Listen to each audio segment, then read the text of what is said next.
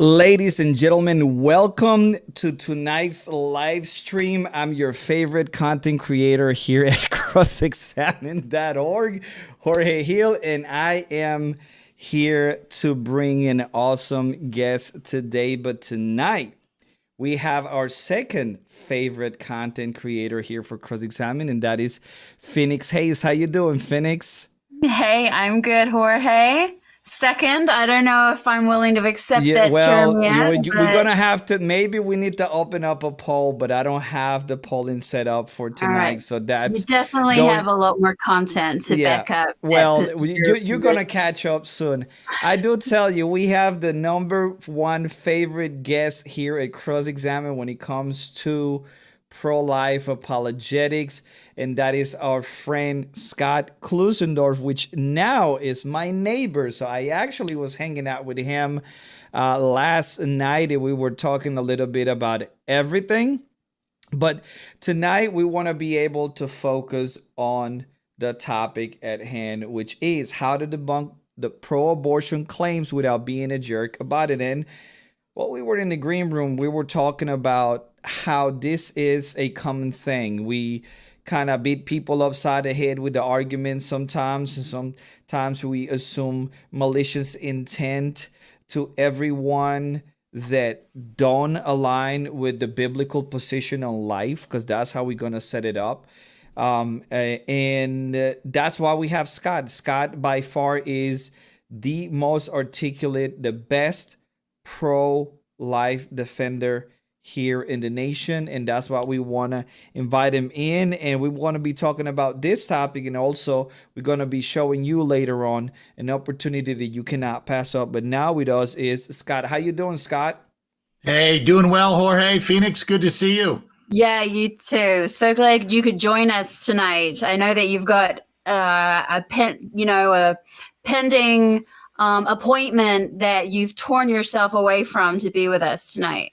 Yeah. Oh, not a problem. I'm happy to join you guys. Anytime I can hang out with Jorge, I got to do it. Even though Jorge is kind of a legend in his own mind in saying that he's the best content creator while you're only second best. I mean, Right? but we're gonna overlook that. Listen, Right. Scott. And Frank's a close third, I'm gonna give you. Yeah, Frank is. But I'm gonna tell you something. I have the power. I'm like He-Man, because if you start talking about me being second, I just hit this and hold it until you finish talking. So you got to be careful. We will censor you live. What's cancel culture?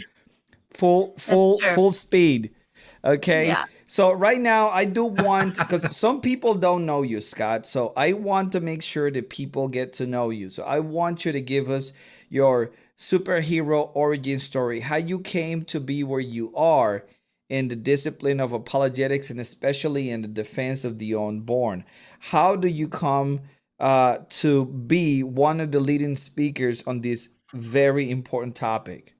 Here's the 66-second version. I had always been pro-life, but I wasn't doing a thing to stop the killing. I wasn't lifting a finger to do anything to arrest abortion. And I went to a pastor's gathering in November of 1990 where I thought there would be a couple hundred of my fellow colleagues. I was an associate minister at a church in Southern California, and I thought, hey, free breakfast, topic of pro-life, there'll be a whole bunch of us here. Sure, I'll go, why not? And I went, and it was myself and four other guys and their wives. But thankfully, the speaker, Greg Cunningham, who is now the executive director of the Center for Bioethical Reform, gave a presentation on abortion. And I thought, I really like this guy.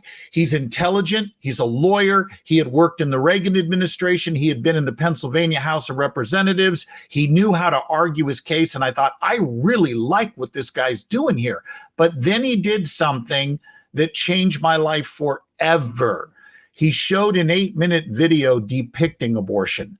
I had never seen abortion. And I sat there and wept. And I thought, I am a hypocrite to the max here. I say I oppose abortion, but I'm like the priest and the Levite who pass by on the other side of the road rather than stopping to aid the victim.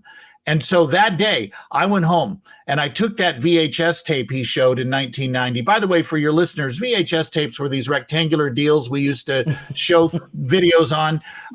But I went home, showed it to my wife, Stephanie, and said, I think my whole life's been interrupted. And long story short, 6 months later, with the blessing of the church where I was serving, I left that associate pastor's role to pursue how I could train pro-life Christians to make a case for the pro-life view. And praise God for that. Praise God that we have you in our ranks, that we have you on our side, and that all these unborn children have you as one of the leading voices in this pro-life movement. So now I know that we are short on time. We're going to try to keep this to 45 minutes, an hour max. So everybody who is on the other side watching right now, I want you to go ahead and start leaving your questions for Scott about this topic. Okay, I don't want off-topic questions, please. Off-topic questions will be ignored. I want to let you know that right now. So leave your questions on the comment section.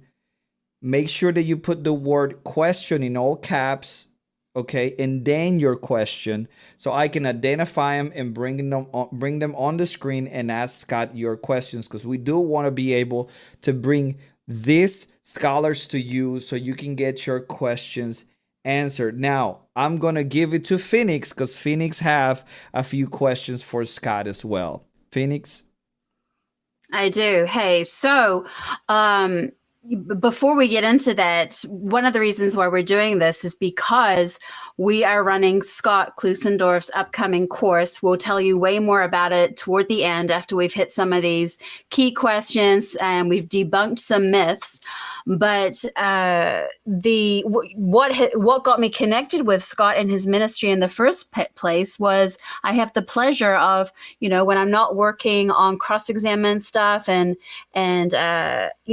helping getting that content out and Frank's material, we also get to work with online Christian courses and make sure that these incredible programs get out in an efficient way, in an accessible way, at an affordable price.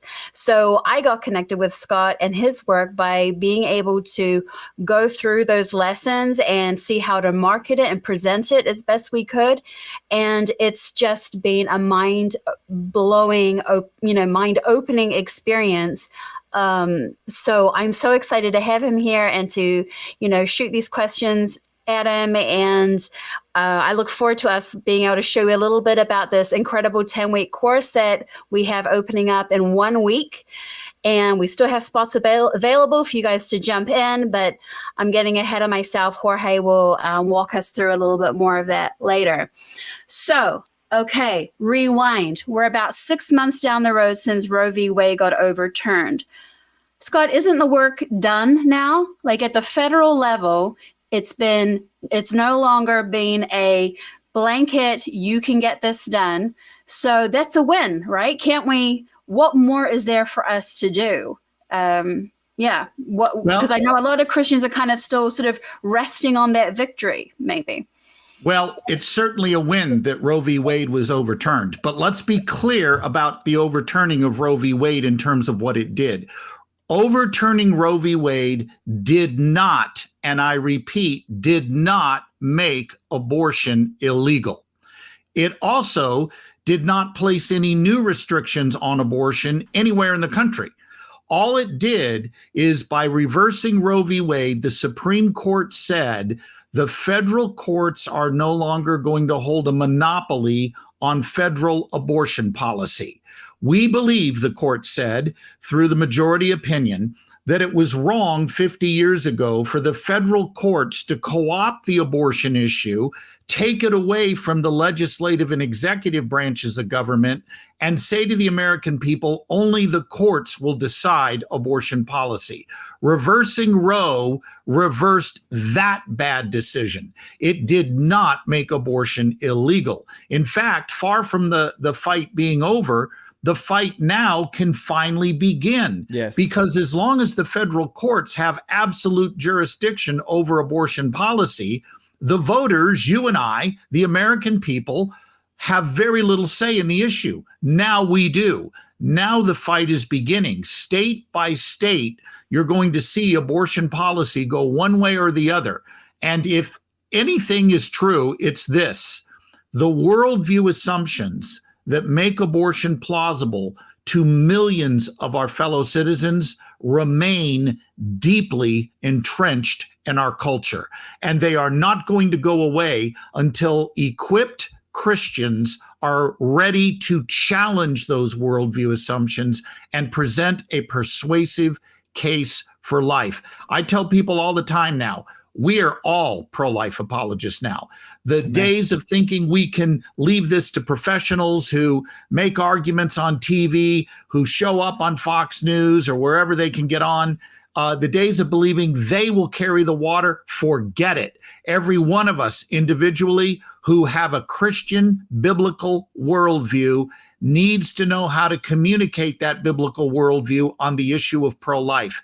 That means we got to be equipped to talk to our coworkers, our neighbors, and dare I say it, though I wish I didn't have to our fellow church members who may not hold a biblical worldview. So that's the job in front of us. This is not the beginning of the end.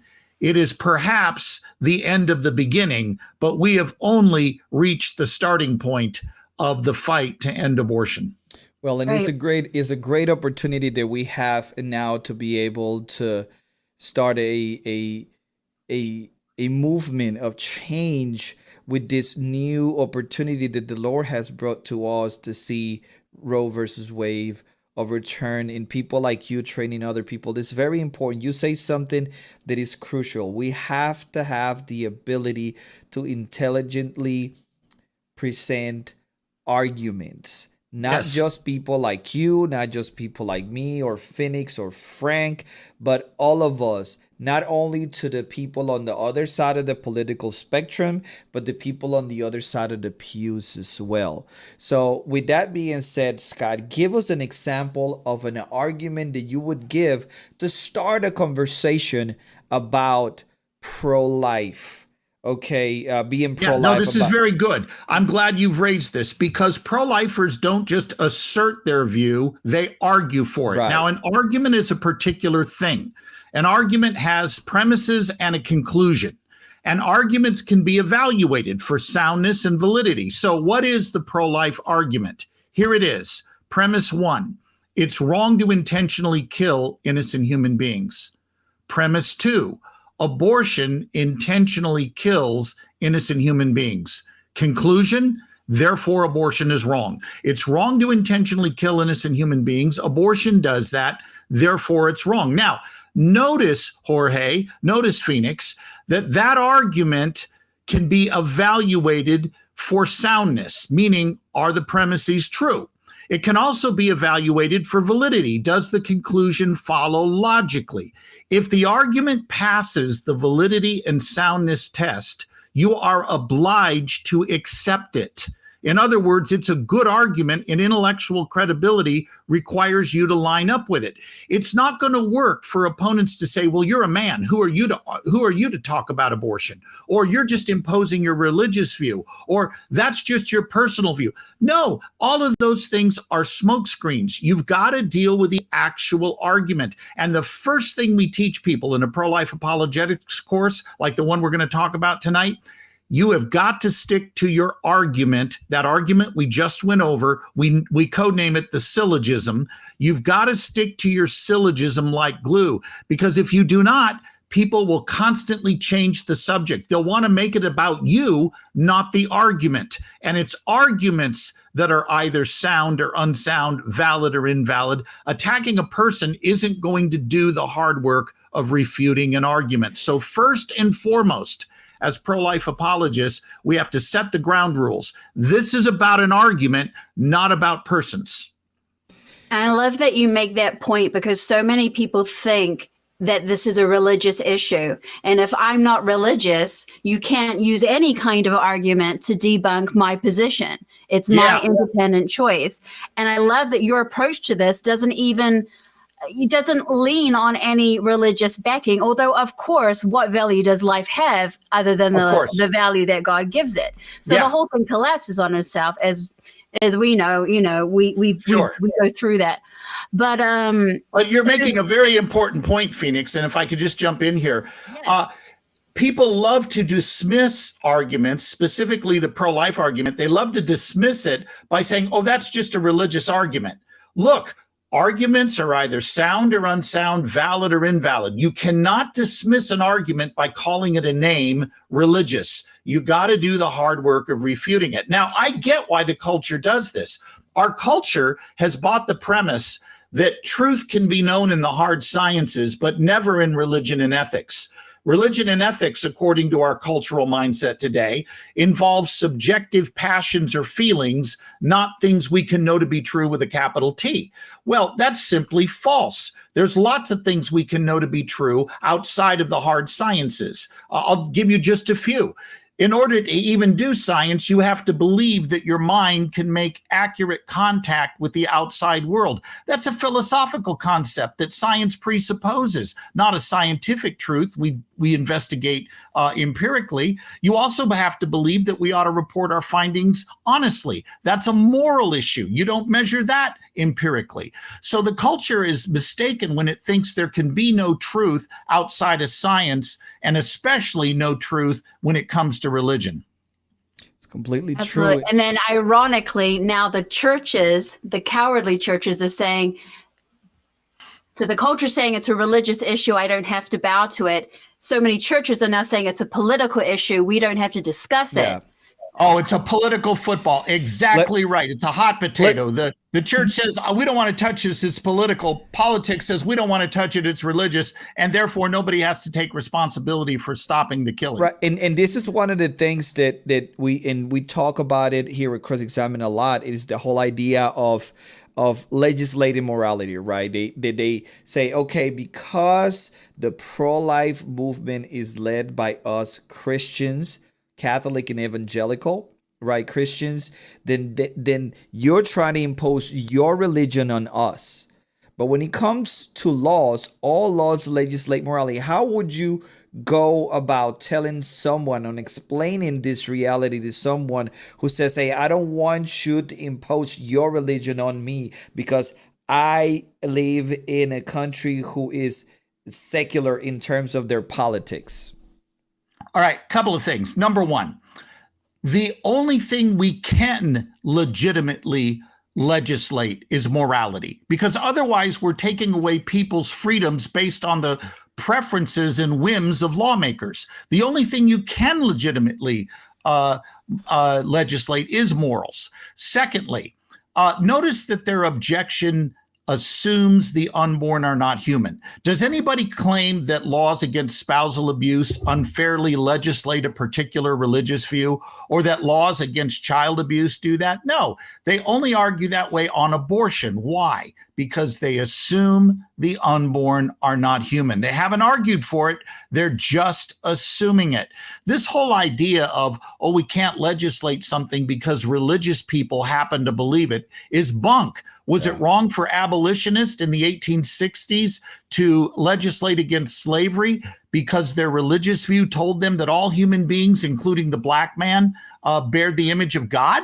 I mean, come on. We've got religion infused throughout our political landscape. Look at Lincoln's second inaugural address. Look at the Declaration of Independence. Look at Martin Luther King's letter from the Birmingham jail.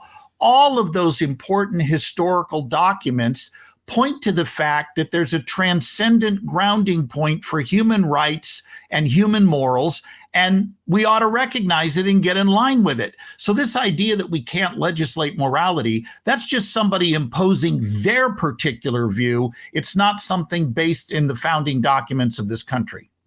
That's great.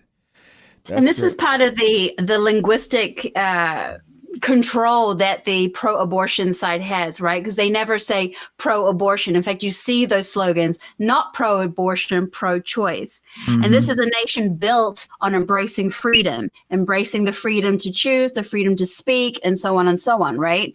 So what do you say to someone who says, they try and dodge the responsibility. I'm not pro-abortion, but I am pro a woman's choice to choose what she does with her body.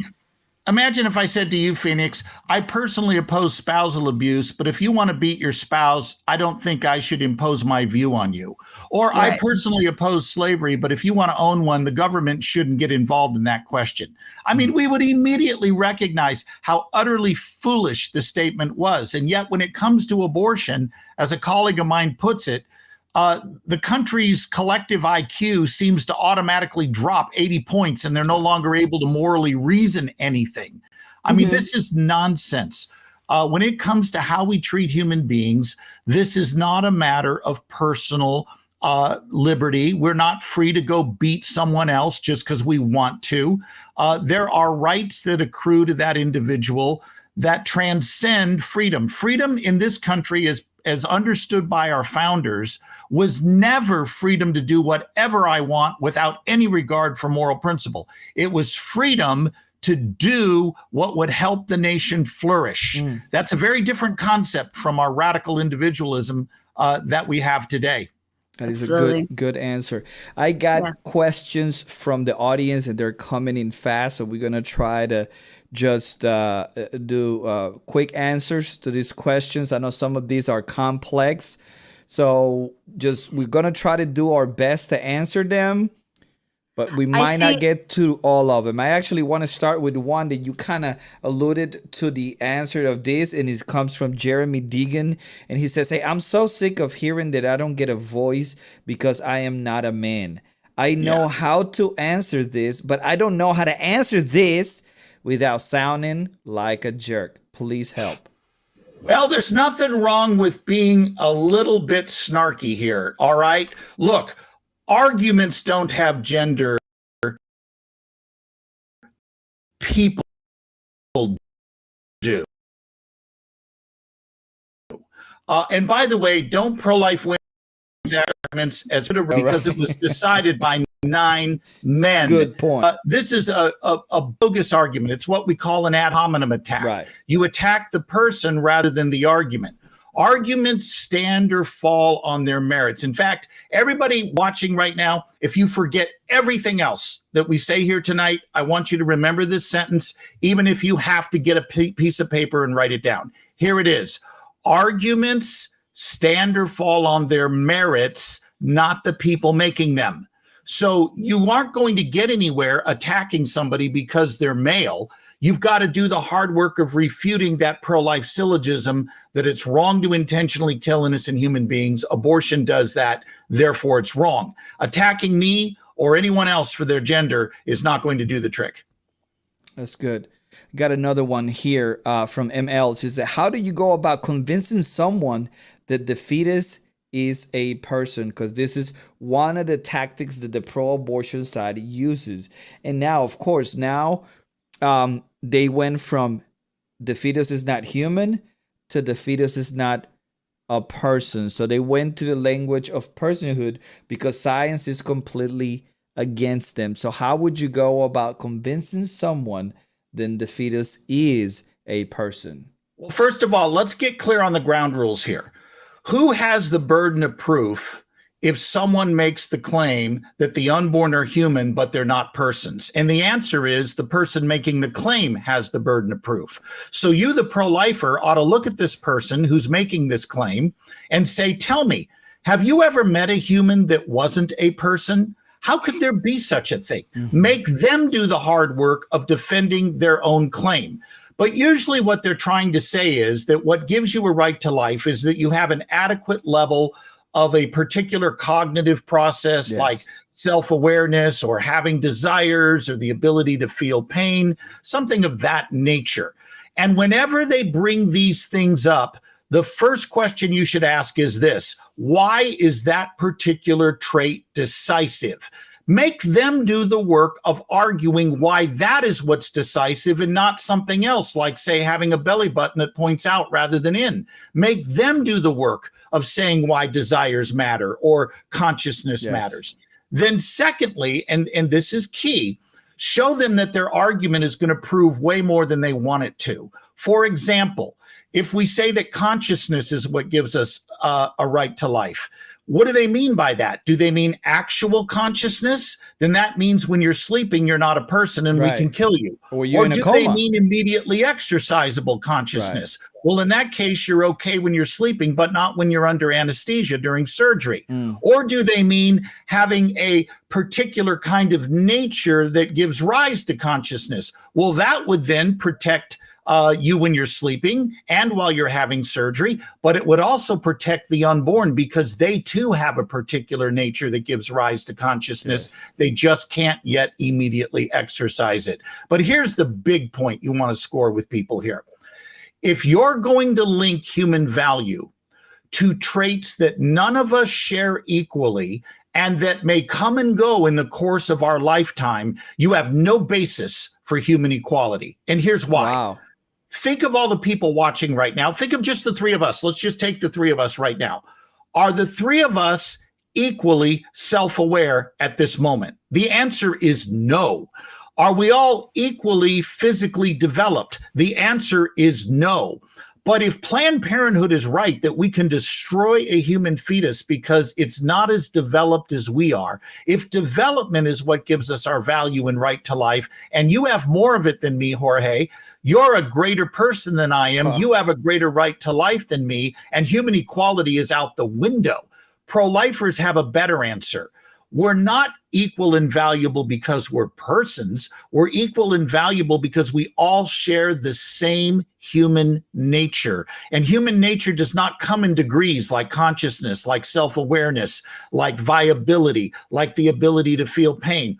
Your human nature comes to be when you come to be. When does the science of embryology say that you come to be? Fertilization. If you ground human equality in anything other than our common human nature, which of course as Christians we know bears the image of our maker, you're going to end up with savage inequality. Wow. That's deep. And that's exactly why, ladies and gentlemen, we have to let you know that if you go to crossexamine.org/pro-life, you will be able to see this course by Scott Klunsendorf. And I want you to go ahead on and check out all the amazing content that he's putting out there. Okay, so we have 6 days for you to sign up, and we're going to give you a quick taste of some of the lectures that he have for you. And he was talking about this, what is a pro-life argument, and I'm going to rewind it a little bit because that went a little too fast. Syllogism is that's video number 1 of this 10-week course that kicks off in 6 days. Phoenix, that's January 16, correct? That this course starts. So please, so Monday next week. So make sure that you join, and you're gonna have the ability to interact with Scott during this course. Now I have another question, and I want to make sure I ask this because there are some assumptions that were made, and I think this is one of the questions that can be stumbling block for a lot of our brothers and sisters who are sitting in the pew that are not pro-life. They are not in the cause of saving lives. And the question is the following. Lisa Cartledge asks, the only unforgivable sin is the blasphemy of the Holy Spirit, which means, willful unbelief, right? Knowing that God exists, that he came, right, as Jesus of Nazareth and gave his life in order to pay for our sins. Now, Jesus died for our sins, she says, and no sin is bigger than another. I will push back on that because Jesus is clear when he says that if the miracles that were done, right, in what is this, Chorazin, right, and Bethsaida would have been done in Sodom and Gomorrah, they would have repented. In other words, there are gradation of sins. There are sins that are more grievous than others. Now, all sin separate us from God, but not all sin is created equal, the same way that not all rewards are equal. And one of the attributes of God is the attribute of being perfectly just. He's going to give us exactly what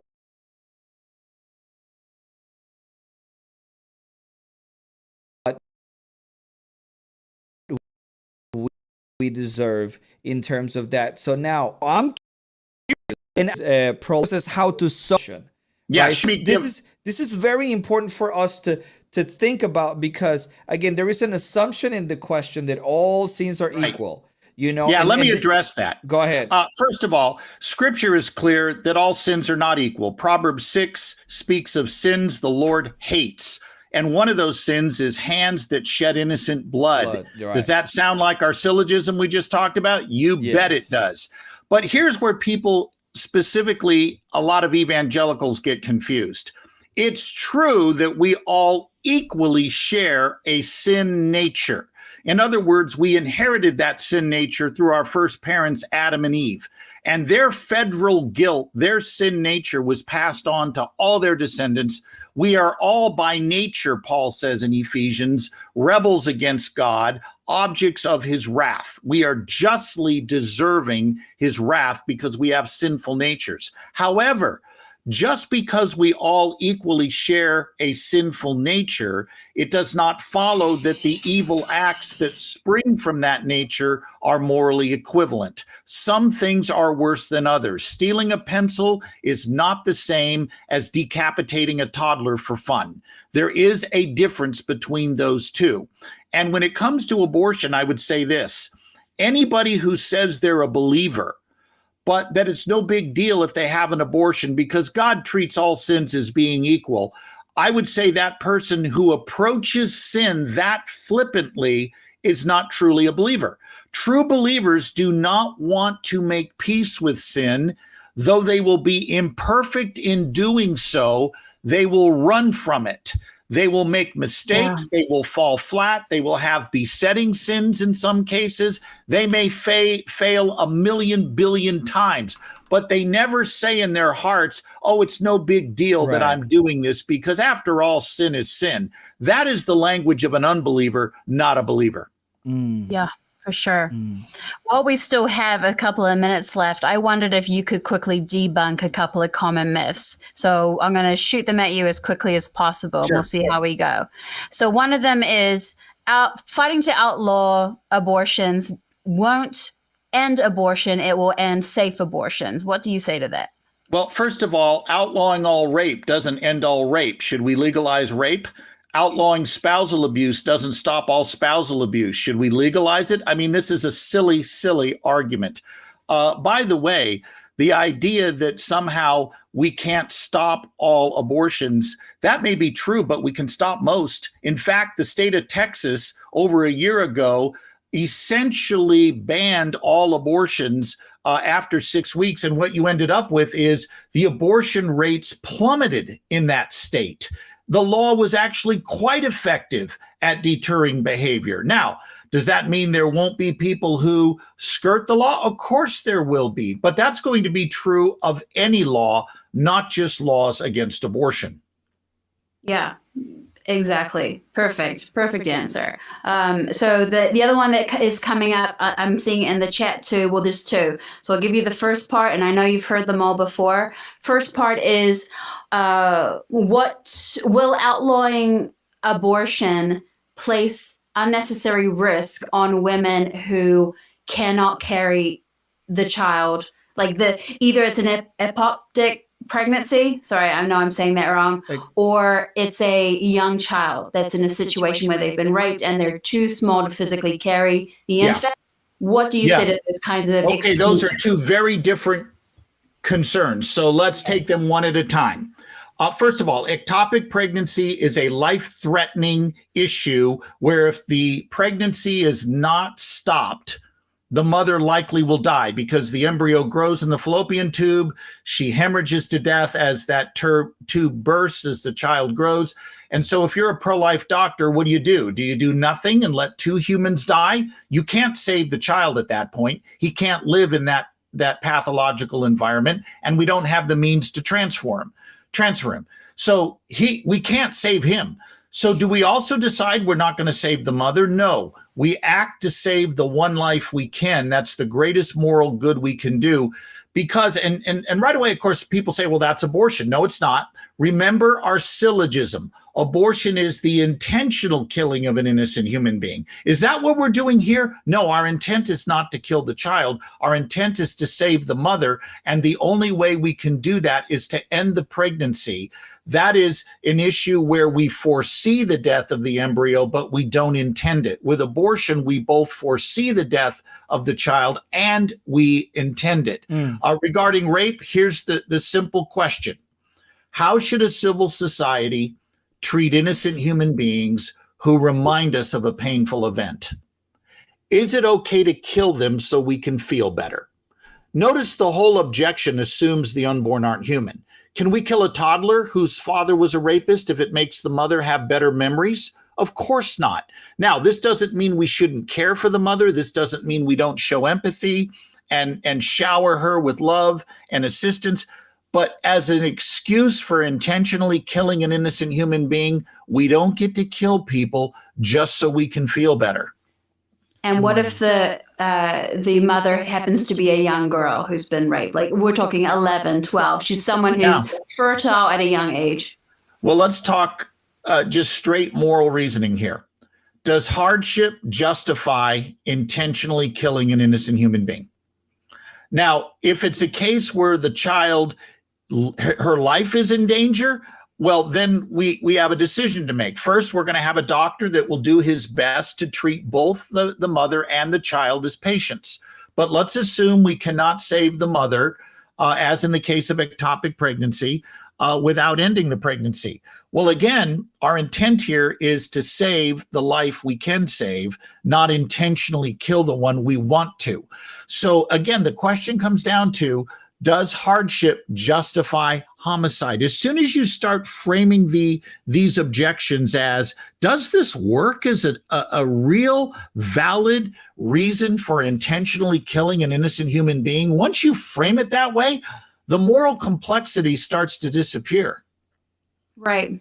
The thing that I think, wasn't there a recent case that the media completely misrepresented about a young girl in Ohio? Yeah. So I know. She was raped, and she was raped, ironically, by an illegal alien who was in the country illegally, and he raped her.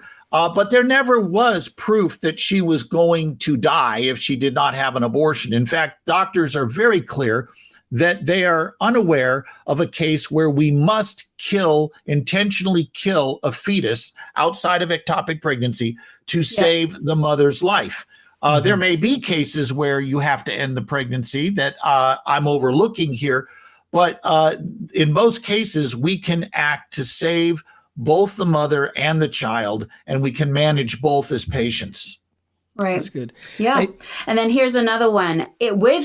If a state like Texas were to outlaw abortion, will this not put thousands of women in jeopardy of being considered a criminal suspect if they were to have a natural miscarriage? Are they now living in fear? Yeah, no, the answer is absolutely not. And this is pure propaganda from the pro-abortion side. Every single state that has pro-life laws on the books is very clear in its language that any prosecution will not involve ectopic pregnancy or ending the pregnancy to save the mother's life. All of the legislation is very clear in that. The language is unmistakable. This is pure lie. And this was used effectively since Roe v. Wade in places like Kansas and even Montana, where people were told, we got to let children die who survive abortion technique, because after all, mothers might be prosecuted if we don't. This is just misinformation to the hilt. Right. Yeah. Jorge, have you collected any other questions in the chat? Because I've got more here, but I don't want to cut anybody off if they've got something. I actually have. By the way, let me just add, in the course, we are going to cover all these misconceptions and how we can best puncture them with truth. And I'll tell your viewers right now, if you sign up for this course, when you're done, you will be a professionally trained pro-life apologist. You are going to come out of this thing knowing things that even some of the best thinkers on the other side have not thought through. And we're going to take a deep dive into their arguments. You're going to know their arguments. We're not going to misrepresent them. We're going to make sure we accurately understand them and then respond with pro-life truth. So this is going to feel like a graduate level course. This is going to feel like you're really taking a deep dive, because you will be. That's awesome.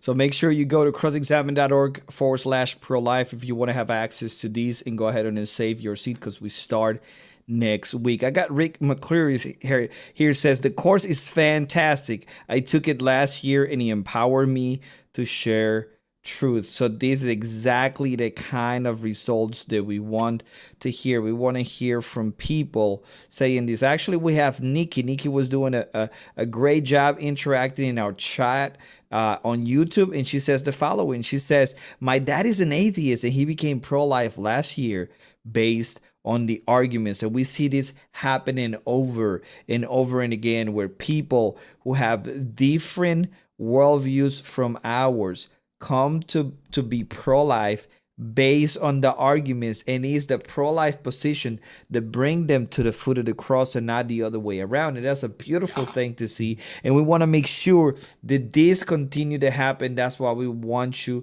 to join this pro-life course. You need to learn how to argue for truth and argue for the life of the unborn. So Scott, I'm gonna let Phoenix ask you more questions, but I have one very interesting here, and actually let me read it out so I won't butcher it up.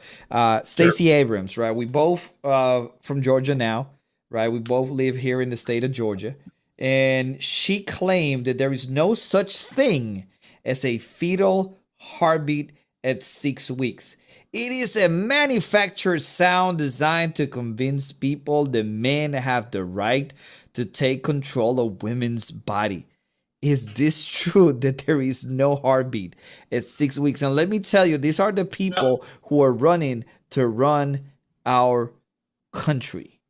Well, I'm very thankful that Stacey Abrams has pretty much been forced off the political stage, because with comments like that, you cannot trust her to be rational on a lot of things, because what she said about that fetal heartbeat not being present at 6 weeks is complete nonsense.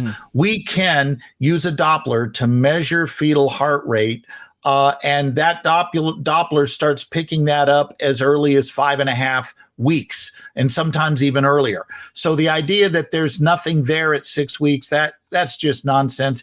Look, Stacey Abrams is going to twist every pro-life argument to fit her worldview. And what she wants to do is make this look like it's just men who hate women, who want to force women to do things women don't want to do. So let's back up and go back to our syllogism. Remember our 3 key words: syllogism, syllogism, syllogism. Suppose all pro-lifers hate women. Suppose that 100% of us just want women to die. Let's make it really bad here, okay? Suppose we're that evil.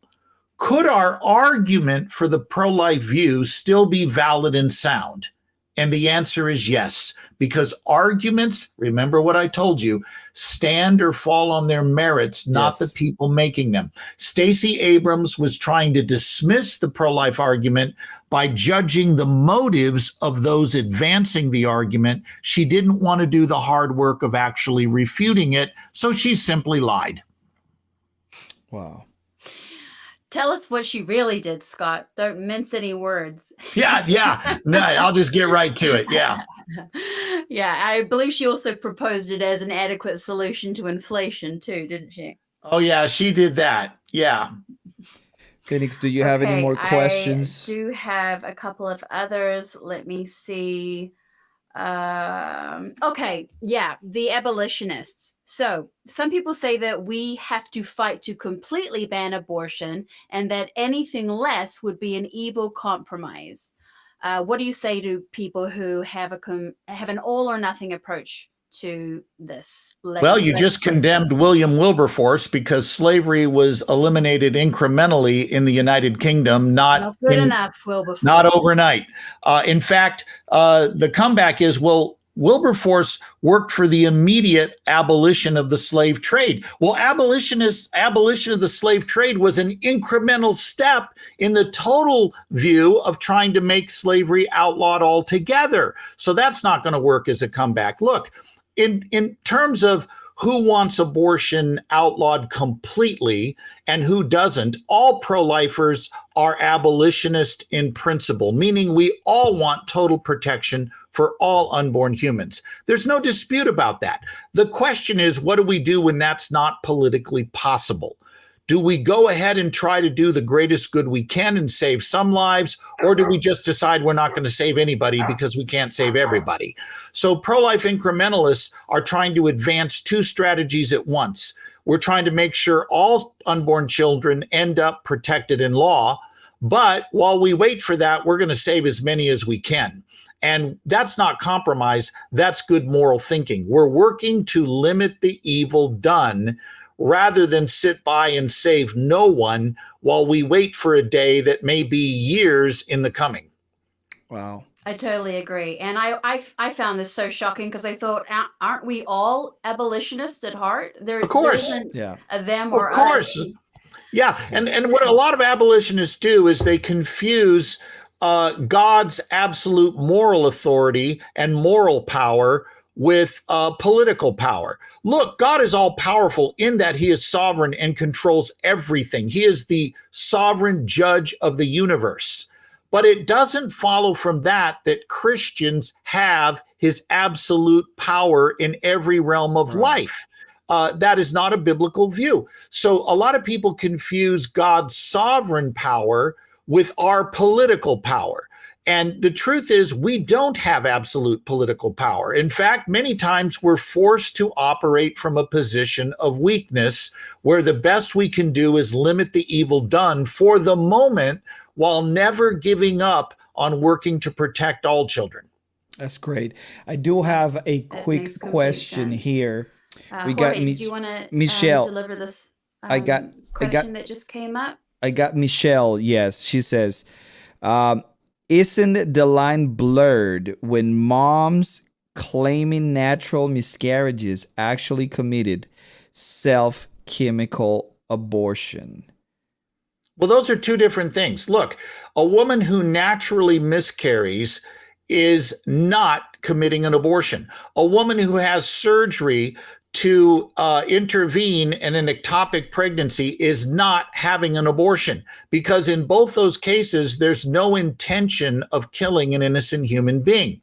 With a self-induced abortion, there is an intent to intentionally kill an innocent human being, and therefore a self-induced abortion would be wrong, while surgery to save the mother's life in the case of ectopic pregnancy would not be.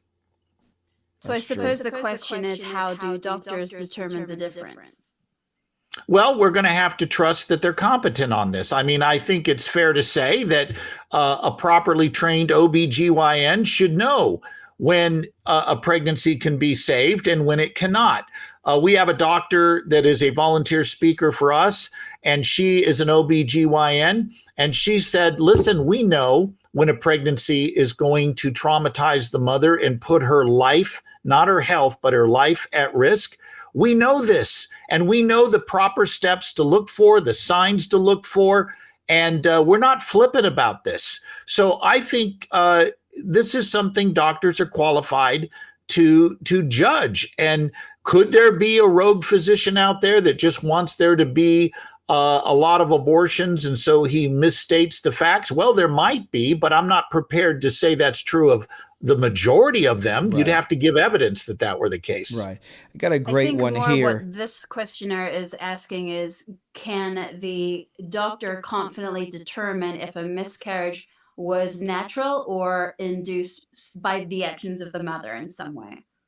I think you can generally tell. I mean, especially if it's self-induced, There's signs of that. There'll be blood work that will determine that. I mean, there are ways of determining this. So I'm not going to pretend to know what a doctor knows, but from what I've heard from physicians, they have a pretty good idea of what's going on. Scott, here we got O'Reilly asking, "Hey, what about the argument that Christians don't care about try to O'Reilly, please. I'm already thinking in the Spanish, and you kind of I think I know where she's going. You see where he's going, right? After birth. What about Christians don't care after the baby's born? Now the mother has to take care of that. How do you debunk that myth, Scott? Well, first of all, let me ask a question. How does it follow that because pro-lifers oppose the intentional killing of an innocent human being, they have to take responsibility for the child for the rest of its life? How does it follow that because you oppose the intentional killing of this innocent human being, you're thereby responsible to fix other things wrong in society? It doesn't follow at all. Could abortion still be wrong even if pro-lifers hated kids after they were born? And the answer is yes, because the argument stands or falls on its merits, not how pro-lifers behave. But to show you how silly this argument is, imagine saying to the American Cancer Society, you have no right to call yourself a healthcare organization when you don't treat all diseases, you only treat one. I mean, what are you doing about heart disease? What are you doing about diabetes? What are you doing about lupus? Why, you only treat cancer. You're narrow-minded. You don't really care about people, just a narrow portion of the population. Well, anybody that said that to the American Cancer Society would be judged immediately as insane and unfair. And that's exactly what's being said to pro-lifers, that somehow, because we don't want unborn children intentionally butchered in the womb, we therefore have to take responsibility for other societal ills, or we haven't earned our credentials. I mean, think about an emergency room doctor. He saves a drug addict's life. The guy comes in, he's near death. The doctor saves his life, stabilizes him medically, and now he's recovering. Do we then say to that doctor, well, what are you doing for that addict a year from now when he could relapse back into his treatment? Are you making sure he gets a college education? Are you making sure that he has a proper diet? Why, are you making sure his living conditions are conducive to sobriety? No, we're thankful the doctor saved his life. Now, having said that, pro-lifers do care. Pregnancy centers run by pro-lifers outnumber abortion clinics by a gargantuan number in this country. And they're funded exclusively by pro-life Christians who don't get the benefit of tax dollars funding these organizations. They have to step up and fund these pro-life centers who provide care for the mother both before and after birth. Absolutely. And they do it very, very what well. I love So is that you've provided just such simple answers to questions that when you present them to us, they come up looking so absurd. Right. So we're coming up Sorry, to Jorge. it's all good. There's a disconnect between me and you. It's all right. Is it you're like, oh, well, I should just hit the button every time you come talk. Okay, but not that. Activated. Hey, so I want to actually show people a little bit about the course, right? And what they can be doing here. So you're going to sign up for the course. All you have to do is go to crossexamine.org / and actually I got to change this because it's a different, let's see, I got a different title here. So let's go ahead on and get the title right. Okay, so we're going to go to crossexamine.org. This is what you have to do. Crossexamine.org. Right here. .org / pro-life. That's where you need to go.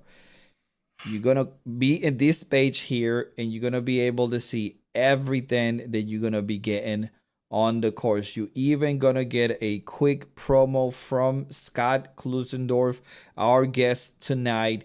You're going to see his credentials and why he is the person that you want to learn from when it comes to the case for life.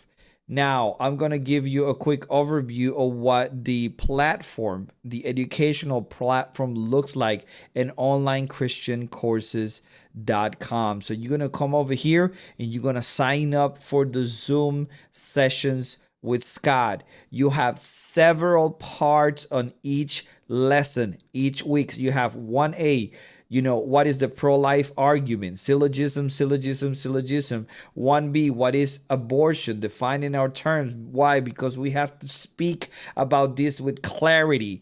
What are the distractions? What are the kind of red herrings that a lot of these pro-abortionists throw out there to throw you off the trail of the conversation that really matters, which is the life that needs to be saved? Bad ways people argue about abortion. There are a lot of people, and it's in the title of this live stream. You don't need to be a jerk about presenting your pro-life position.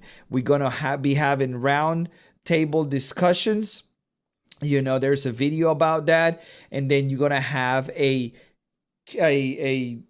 document with questions. You're gonna have an answer key. You're gonna have a document to prepare you for the Zoom session, and then you're gonna sign up for the Zoom session, and you're gonna be able to go down every single week, and you're going to learn what is a worldview, abortion and worldview questions, problems with naturalism and postmodernism.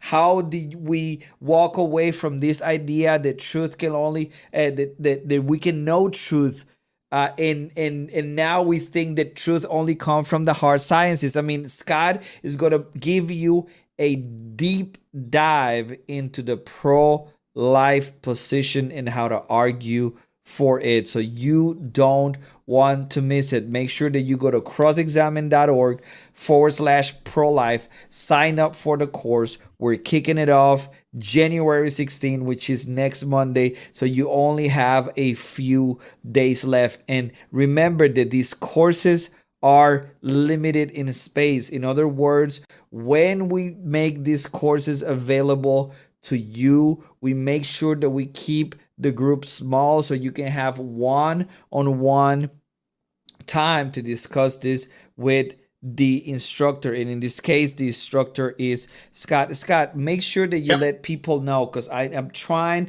to let people know how important this is. But go ahead and give us the top three reasons why you think people should learn how to argue for the pro-life position. I'll get to that in 1 second, but I need to piggyback on something you just said. This course is designed to help you grasp the material 3 ways. Every lesson is reinforced 3 ways. Number 1, you get a lecture. You get a presentation where I present the material. Then you get a roundtable discussion with myself and my team where we unpack it again, but we unpack it in a way that is even simpler and more direct than what you just heard. Then you get it another way, because not only do you get the lecture, not only do you get the roundtable, you get the Zoom calls where you get to talk to me and we can unpack further questions you might have. Plus you get lecture notes that help you learn as well. So top 3 reasons why you need this course. Number 1, in a post-Roe world, we are all apologists now. And if you think you can leave defense of the pro-life view to the pros and we're going to win, your dream world. You're living in a dream world. Second reason you need this. We are called as believers to honor God with our minds. We're told to love the Lord our God with our heart, soul, minds. Remember that? And will. How do we love the Lord with our minds? We intellectually grasp and master material that play a part in our culture dealing with a Christian worldview. We've got to be intellectually prepared to engage that culture. Third reason you need this course. This is how you grow as a Christian. You grow as a Christian when you not only privately believe a Christian worldview, but you are equipped now to help others learn it and apply it and believe it. So there's 3 reasons right there. And I left out a biggie. You want to be equipped to save lives as well. Amen. So there you go. I gave you an extra reason. There's 4. Bro, thank you for putting this course together. I know it took a lot of effort and it was quite expensive to put this together, but we're doing it because it's it really worth it. can change. Yes, it's worth it. It can change life. When we were talking last night, you said, "Hey, I've been maxed out, been traveling a lot, we've been doing a lot of stuff, but the cost is worth it, brother. Thank you for what It you're is. doing. I know you're actually flying to the UK tomorrow, so safe travels, man. We'll be praying for you, for your ministry. Hopefully, we can have this course packed. Maybe we can run it twice because so many people sign up. And remember, everybody on the other side of the screen, remember that usually last week, everybody wants to sign up. They get that FOMO. So don't be one of those that is left out. Go to crossexamine.org/pro-life and make sure that you join Scott for the next 10 weeks and learn how to make the case for life. Phoenix, I'll give it to you, then back to Scott, then we can wrap it up. Phoenix, do you hear me? It looks like she's not getting it. Okay. All right, Yep. I'm sorry. There's a little bit of a delay. Okay. I can hear you. Okay. So we have a bit of a delay right here. So let's go ahead and wrap it up. Let's everybody make sure that you go and pick it up. The only thing I would say is that I wish that every single church would teach this course. I didn't catch that. I don't know if you did, Scott. She said that she wished that every church would teach this Yes. material Yeah, that's and make it available. And by the way, let me tell you why that matters. A lot of churches say, "Oh, we want to be about the Great Commission. We don't want to get distracted by abortion." Well, read the Great Commission. What does it say in Matthew 28? What does it mean to go make disciples? Teach them to obey all that Christ has commanded. What is one of those commands? We're not to shed innocent blood. What is abortion? The shedding of innocent blood. wow. Therefore, abortion relates to the Great Commission responsibilities of the local church. It's not a distraction from it.